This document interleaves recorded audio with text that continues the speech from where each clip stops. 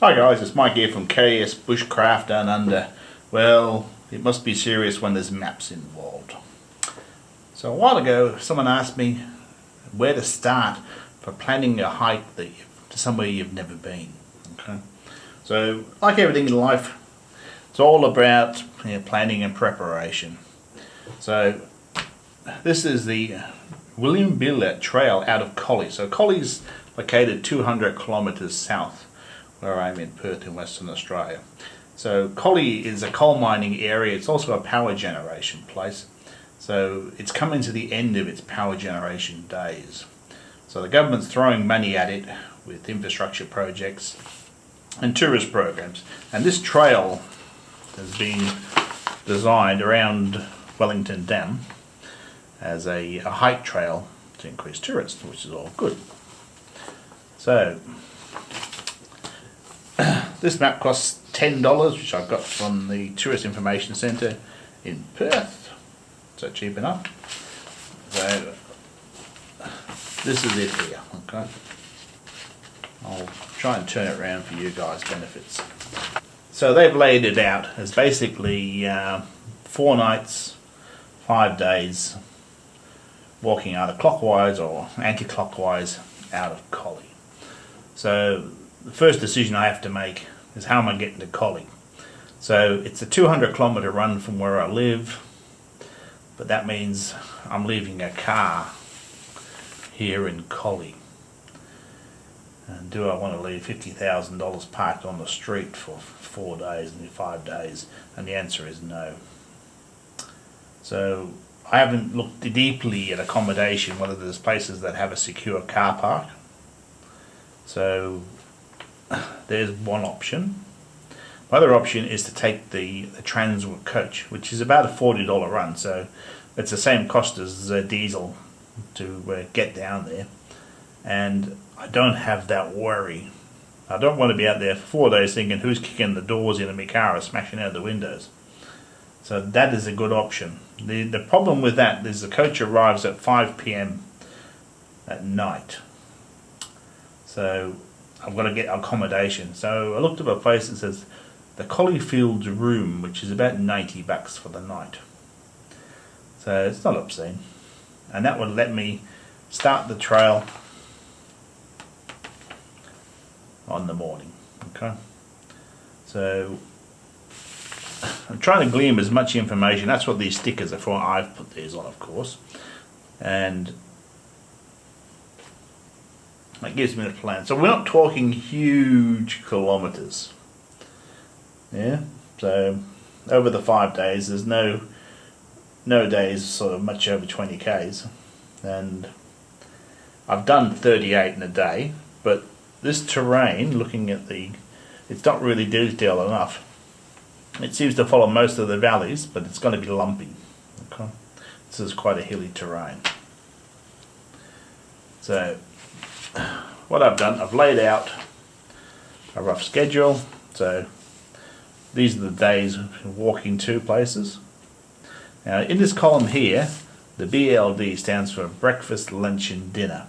So I'll put a question mark on the first one. Depending on what time I start, I could be having to cook breakfast in Collie, which would be nice. And down here on day 4, I walk past the kiosk at the dam wall. So there's a possibility I could resupply somewhat, either tea, coffee and cakes and whatever, at this lunch point here. And when I walk out, it's not a huge day at the end, so I walk out 13.4 k's up here, back into Collie. That means I also need another night in the accommodation, because the bus takes off at 7:30 in the morning, so I can't make that on the last day at 7:30 in the morning. So another night of accommodation there, which I'll be well and truly due for a good shower in that anyway. Now I will inquire with these guys if I can leave a drop bag, so I can have fresh clean clothes for the coach ride home, which will no doubt the other passengers will appreciate. Okay. So this is the rough draft of what I need to get in place to hike this trail. Now, I will sit down and drill down on this map. It seems to be well watered. Now, I'll be doing it in our winter, so I'll be expecting temperatures nearly freezing at night. And it follows the dam here, so I hope to get a bit of fishing time in here. Now, I don't know what these campsites looks like. I imagine they are similar to the Wiilman track, which this Arcadia camp is a group camp. So that could be a possibility that I could bump into a school group, which is a bit of a pain. It doesn't give you that peace and quiet for a trip if you bump into 30 school kids. So I think a tarp shelter will be coming along. So I think it's going to be a nice walk. I really do. And it'll be something new for me and new for you guys as well. So if I can bring you guys along, you'll get to see it firsthand and see how we do it. So I have to make my decision on, do I go traditional bushcrafty gear? I think it's pushing the boundaries for that type of gear, but at 20 k's, yeah, I think we can do it. Otherwise I go ultralight hiker style, and that's well easily done. So I need to make some thoughts on type of rations, whether it's all lightweight freeze-dried materials or not, or we have a mixture of lightweight towards the last few days and more traditional food early on. These are all things to be planned out in the future. So anyway guys, if you're interested in seeing how I work all this out, that's what we're going to do. Right, so on the back of the map we've got these trail markers, and apparently they're on grey posts. The shelters appear to be very similar to the Wiilman track, yeah, with a water tank. Now the water needs to be treated by chemical treatment or boiling, just to be on the safe side. And if there is a campsite called Potter's Gorge, which I'm familiar with, that needs to be booked online. Now, it and the Honeymoon Pool are pretty popular, so that may not be an option. Right guys, now what I'm doing here with my high-tech piece of paracord is I'm looking at the number of contours that this trail is crossing. Now, I've measured the first couple of sections, so on this map, on the scale, 1 centimetre is 500 metres, so 2 centimetres to the kilometre. Now, sometimes when these maps get written, someone runs along with a measuring wheel for a map, which I don't have, never bothered with one, it's crowfly measurements. Okay, it doesn't allow for the creeks, the valleys and stuff like that. So you can have a huge difference in the actual walking distance to what they're saying on the map. So far it would appear that this one is allowing for the contours. Okay. So all I'll do is I'll start there on the campsite. I'll do my best to try and follow the contour. It's not exactly an exact science. Quite easy to lie with maps. Now there's a lot more to a hard day's hiking than the sheer distance. The terrain really counts in it. Wet, cold hills, wet valleys. So I said it's not exactly a perfect science, but you do the best you can. So I'm doing my best to try and lay it on here.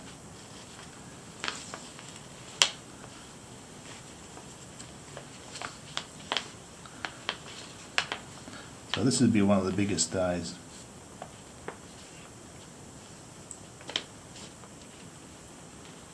So there I am there. I'll just touch this with a pen. So there's my bit of string. Grab a tape measure.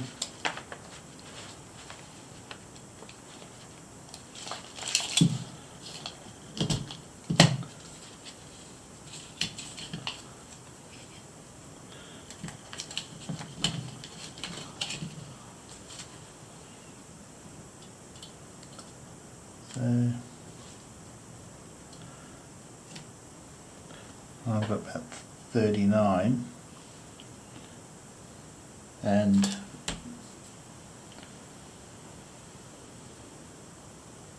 so they're saying 19.8, so that's bang on. So doesn't appear to be any allowance for terrain on this measurement. Because 40 k's would be exactly 20, and they're saying 19.8. That's in the range of the camera.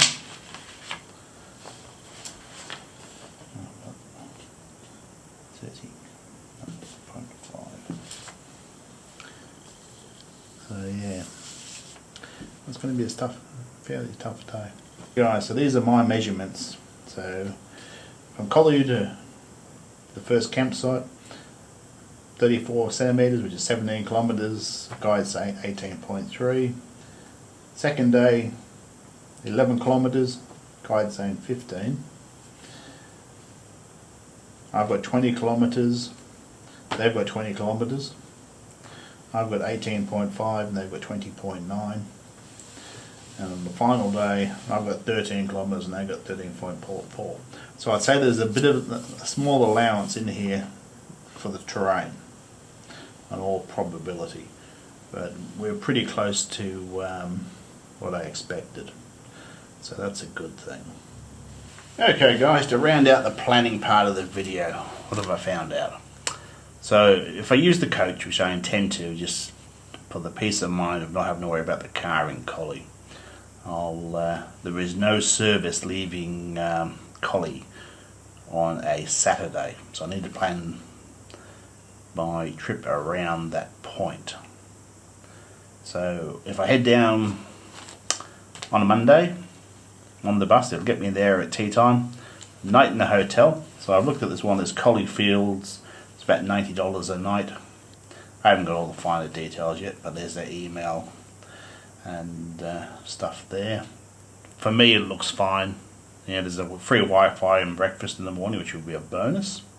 That'll help in the planning of all this. So basically I'll have 4 nights, 5 days on the trail. So I shouldn't be out very late on the Saturday. So I'll need to check the check-in time, otherwise I'll have to spend some time in Collie. People want to find me a room and a shower, which I'll be hanging out for by then. So there'll be Saturday night in the hotel, and Sunday morning, 07:30, the bus is out, returning me to Perth. So I've got a few questions to ask them, if I can leave a bag for a few days for clothes and stuff. If not, I can carry it all with me. And there is the entry and exit strategy and what I need to cover. So in the next video I'll go through whether I go with my sort of traditional bushcrafting gear and the pluses and minuses of that, or I go ultralight hiking style, because there's going to be some terrain to cover in this, and we're right in the middle of our winter as well, so I'll have nearly freezing temperatures at night to deal with, and I could easily have 4 days or 5 days of constant rain. So it's a bit of an adventure. Anyway guys, if this sort of content helps you out and helps you plan stuff, don't forget to like and subscribe, and I'll catch you next time.